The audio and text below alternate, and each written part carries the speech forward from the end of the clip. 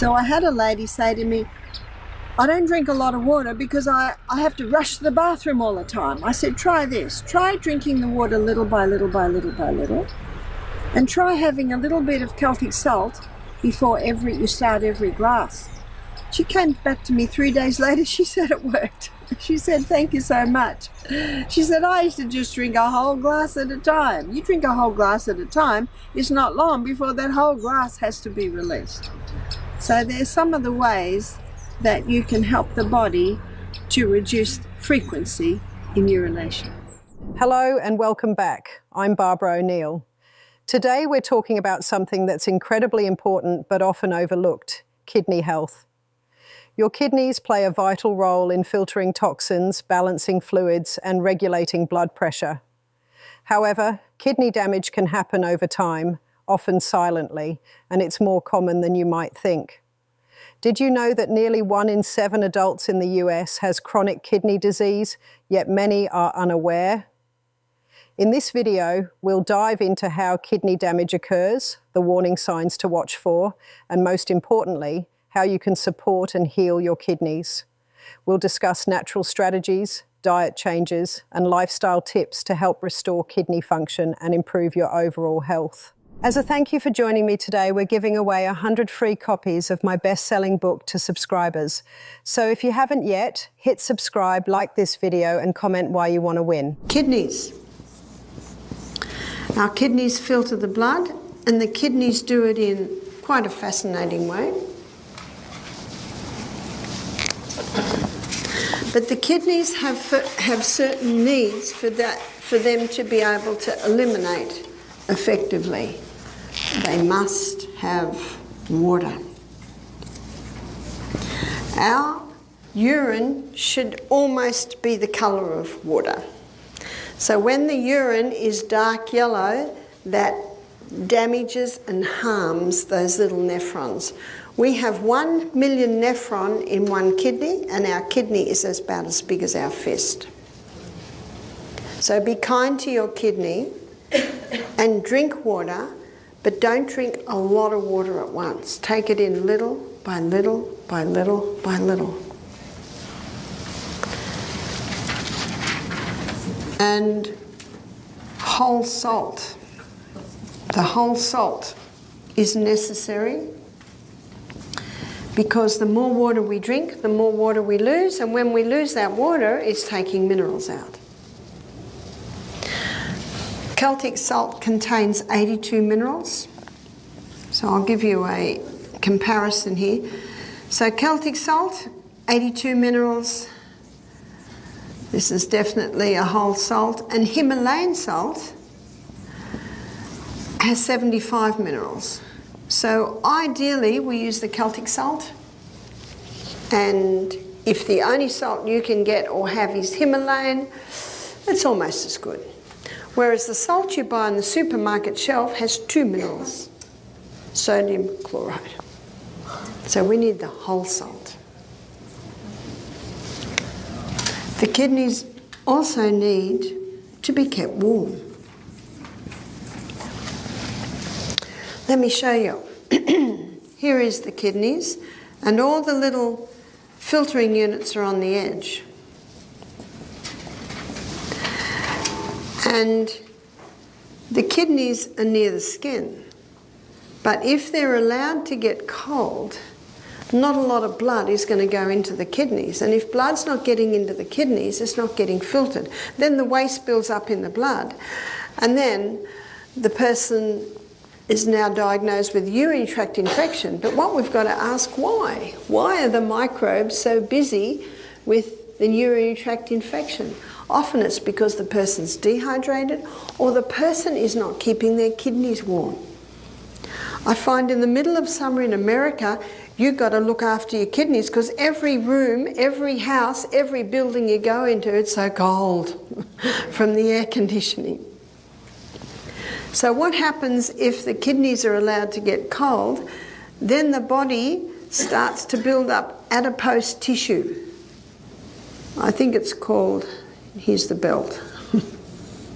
I think it's called love flaps, is that right? This Love handles. love handles. So if you want to retain a slender waist, keep it warm. Even just covered so that it does not chill. So the kidneys must be kept warm. The kidneys also need us to exercise, because when we exercise, we increase the circulation of the blood to the kidneys, and that's a good news because the kidneys are filtering the blood. Exercise also causes movement of the kidneys. So every step that you take, the kidneys are moving, and if you're rebounding, every jump that you do, the kidneys are being strengthened to perform their work. So the kidneys need you to be well hydrated, the kidneys need you to be having the whole salt, the kidneys need you to be warm or to be kept that area warm, don't let it chill, and also exercise. Only microscopic waste can come out of these organs. The kidneys are incredible organs that play a vital role in maintaining our overall health, but they need support to function properly. In addition to staying hydrated, consuming whole salt, keeping the kidneys warm, and exercising, there are other lifestyle factors that can significantly impact kidney health. For example, proper nutrition is crucial. Our kidneys filter waste products from the blood, but they also require specific nutrients to do their job effectively. A diet that is high in processed foods, sugars, and unhealthy fats can put added strain on the kidneys, increasing the risk of kidney disease. On the other hand, a balanced diet rich in fruits, vegetables, whole grains, and lean proteins supports kidney function and helps maintain a healthy body weight. One of the most important nutrients for kidney health is potassium. Potassium helps balance the body's fluids and electrolytes, which is essential for maintaining normal blood pressure. Foods like bananas, oranges, potatoes, and spinach are great sources of potassium. However, people with existing kidney conditions should be cautious, as too much potassium can become harmful. It's always best to consult with a healthcare provider to ensure you're getting the right balance of nutrients. Another nutrient that plays a role in kidney health is calcium. Calcium is vital for maintaining strong bones, but it also plays a part in the kidney's ability to filter blood and regulate fluid levels. However, excess calcium can contribute to kidney stones, so it is essential to consume this mineral in moderation. Dairy products, leafy greens, and fortified plant-based milks are excellent sources of calcium. While diet is important, other habits, like avoiding excessive use of painkillers, are crucial for kidney health. Many over-the-counter pain medications, like non-steroidal anti-inflammatory drugs, NSAIDs, can damage the kidneys when taken regularly or in high doses. It's best to use pain relief medications sparingly and seek alternative options when necessary. Furthermore, regular health checkups are essential in detecting any early signs of kidney dysfunction. Kidney disease often goes unnoticed in its early stages, as it may not present noticeable symptoms. Routine blood and urine tests can help identify changes in kidney function, allowing for prompt intervention and treatment. People with high blood pressure, diabetes, or a family history of kidney disease are particularly at risk and should be proactive about their kidney HEA LTH. Stress management is another key factor in maintaining kidney health. Chronic stress can contribute to high blood pressure, which in turn puts pressure on the kidneys. Finding ways to reduce stress, such as through meditation, yoga, or simply spending time in nature, can help protect the kidneys and improve overall health. Sleep also plays a critical role in kidney function. Poor sleep or sleep deprivation can increase stress levels, disrupt hormone regulation, and negatively affect the body's ability to repair and regenerate, including the kidneys. Ensuring that you get enough restful sleep each night, ideally between 7 and 9 hours, helps to support kidney function and overall well-being. Many men in their 50s and 60s find they have to go to the toilet urinary-wise maybe 3 or 4 times a night. Now that is indicative of an inflamed prostate. You see, the prostate gland is like about the size of a small walnut, and the urinary tubes go through the prostate. So if the prostate's inflamed, it can squeeze off the urinary flow. So an inflamed prostate can be helped by a herb called saw pimento. Saw pimento reduces inflammation of the prostate gland. Also stinging nettle tea can be drunk, and small willow leaf. They are probably the 3 main herbs that are known to help with the prostate. Also with the prostate, it's often inflamed because of high testosterone, and high testosterone is often the result of high estrogen. And so that's where the Anna's wild yam cream or a wild yam cream can help in getting the estrogen down. What a man does is he applies the cream twice a day, every day, and ideally probably about a year. It can be many years in causing this imbalance in hormones. The good news is it won't take many years to balance, but it might take about a year. What about if a young man is finding this urinary frequency? It could be an irritation, and the most common irritation is the inflammation of the prostate. Now, what can cause inflammation in the prostate is lack of zinc. So whether it's because of prostate cancer or inflammation, it's important to take zinc. I have to talk about another area now that may contribute. Every time a man ejaculates in the sexual act, he totally depletes his zinc supplies. So if a man is masturbating, or if a man is looking at pornography and overdoing that area, he can suffer a dramatic depletion in zinc. And that depletion in zinc means that his testosterone levels can go too high, because it is zinc that keeps that under control. So how do we get zinc? With a man in this situation, he needs to be taking a supplement of zinc, and the recommended daily allowance he will read on the container. But the foods that are high in zinc are pumpkin seeds, sesame seeds, sunflower seeds. A lot of grains have zinc, but it's only released with long, slow cooking. So with your whole grains like your millet, your brown rice, your quinoa, they're best done in a slow cooker overnight. But there's something else that will cause a release of the zinc in the grains, and that is the culturing of the sourdough bread. Traditionally in Germany, for thousands of years, the sourdough bread has been used.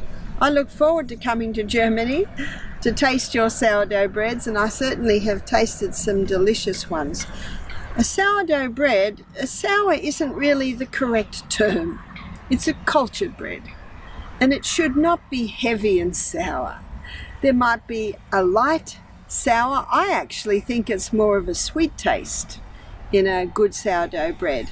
So the culturing process that the sourdough or the culture goes through is it breaks down the protein or the gluten in the grain, making the grain more digestible, but it also causes a release of the zinc that is often locked up in the grain.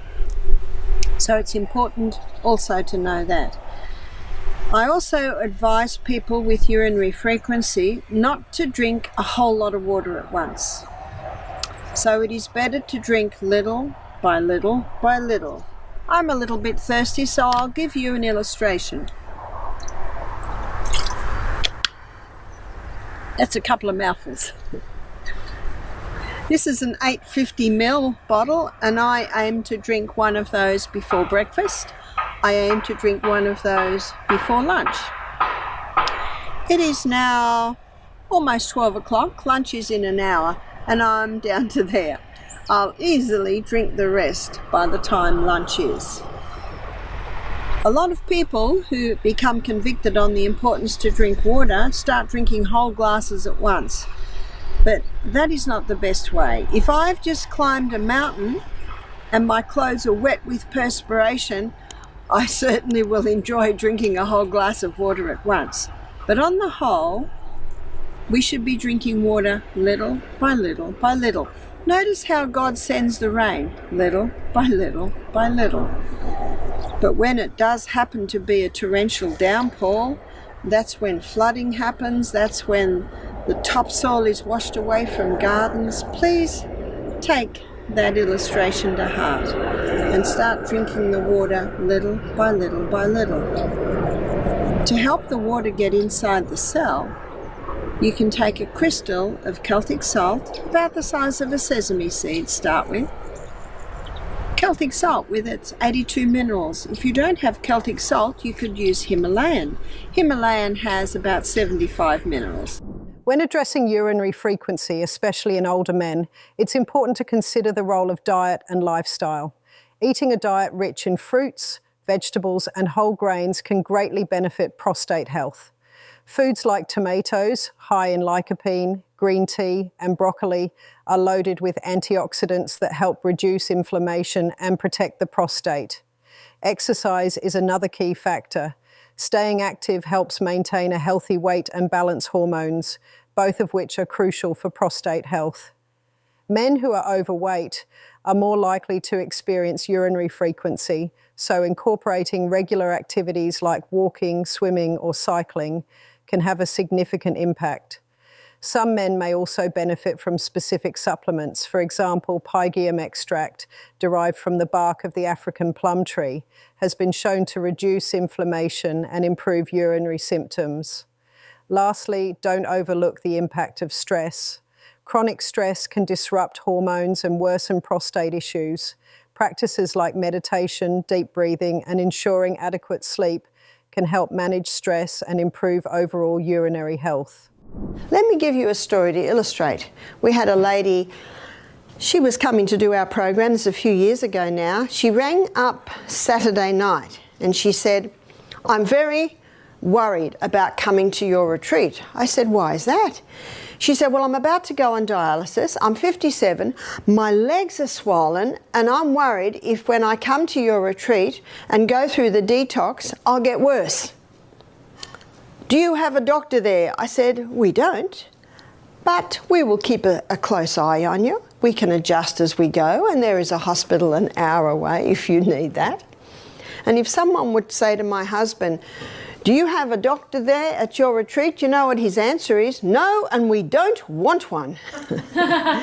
You see, we're not doctors, we're just lifestyle coaches, teaching people how to be their own doctors. Yes, go to your doctor, yes, go to your specialist, and see what he says. And what can you do with his advice? You can take it or leave it. That's why God's given us this sound mind to consider these things. I said, we'll closely monitor you. The lady who rang me Saturday night, she said, "Oh, all right. Never had anyone come reluctantly to our health retreat before." I found out why later. Her mother and her sister had paid for her and were pushing her to go. So she came. Early that morning, I was praying. I said, "Father in heaven, what do I do with this lady? She's about to go on dialysis." And then God put into my mind a few things. Remember that early morning? My celery was going to seed. Did you know that celery is an excellent kidney herb? My parsley was going to seed. Did you know that parsley is an excellent kidney herb? Couch grass is all through my yard and trying to get into my garden. I'm always pulling it out. Another kidney herb. So I gathered all of this, and what I did was I made her up a litre or a quart of tea every day with the celery seed. I just put the tops in. And I put some ginger in there to make it taste a little bit better so it didn't taste like grass. As I'm consulting with this lady, I discovered that she only drinks 2, maybe 3 glasses of water a day. She would say, "Look at my legs.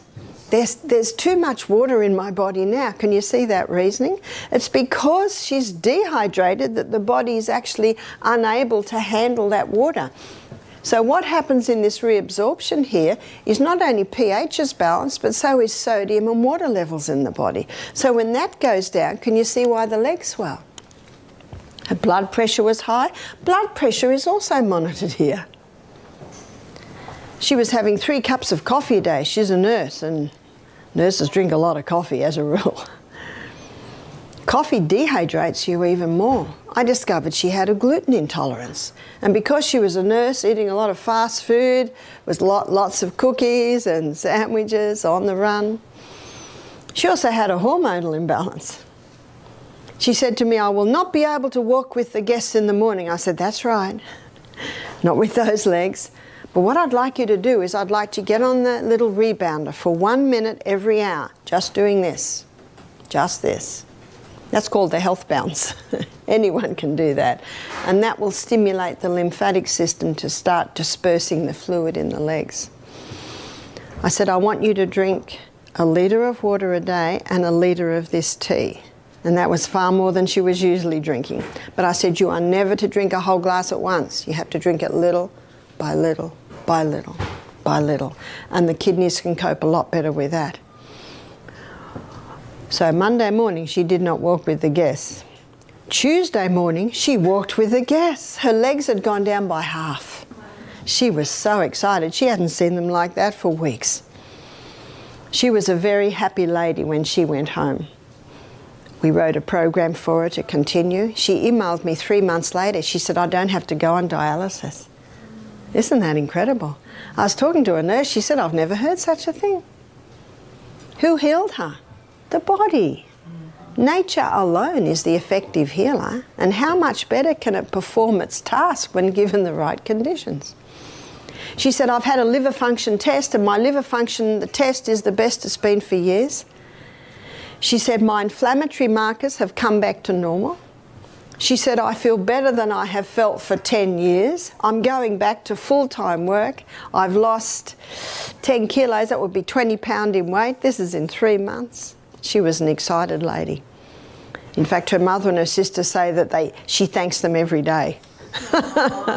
But when she was coming in the first day, she was not thanking them. She was saying, "Why have I done this?" The kidneys are vital organs that carry out many essential functions, with one of their key roles being the maintenance of homeostasis in the body. Homeostasis refers to the body's ability to keep its internal environment stable despite changes in external conditions. This balance is crucial for overall health, and the kidneys are instrumental in managing the body's fluid and electrolyte levels, as well as regulating pH levels. Beyond filtering blood and removing waste, the kidneys help manage blood pressure by regulating blood volume and sodium levels. They achieve this by adjusting how much water and sodium are reabsorbed into the bloodstream, ensuring that fluid levels remain balanced. If the kidneys are not functioning properly, this balance can be disrupted, potentially causing high blood pressure, swelling, or electrolyte imbalances. The kidneys also play a role in maintaining the body's pH by excreting hydrogen ions and reabsorbing bicarbonate. The body's pH must stay within a narrow range for enzymes and cellular processes to work effectively. When the kidneys fail to function properly, the body's pH can become too acidic or too alkaline, leading to various health issues. In addition, the kidneys are involved in red blood cell production by releasing a hormone called erythropoietin. This hormone signals the bone marrow to produce red blood cells. Impaired kidney function can reduce erythropoietin production, leading to anemia, a condition where the body lacks enough red blood cells to supply oxygen to tissues and organs. The kidneys also aid in detoxifying the body by filtering toxins and waste products from the blood, which are then excreted in urine. However, when the kidneys do not function effectively, these toxins can accumulate in the body, resulting in symptoms such as fatigue, nausea, and swelling. Thank you for watching. I hope this information has given you valuable insights into how you can take better care of your kidneys and support their healing process. Remember, small changes in your daily habits can make a big difference in your overall health. If you found this video helpful, please give it a thumbs up. share it with someone who might benefit, and don't forget to subscribe to the channel for more health tips and advice. As always, take care of your body. It's the only one you've got. See you in the next video.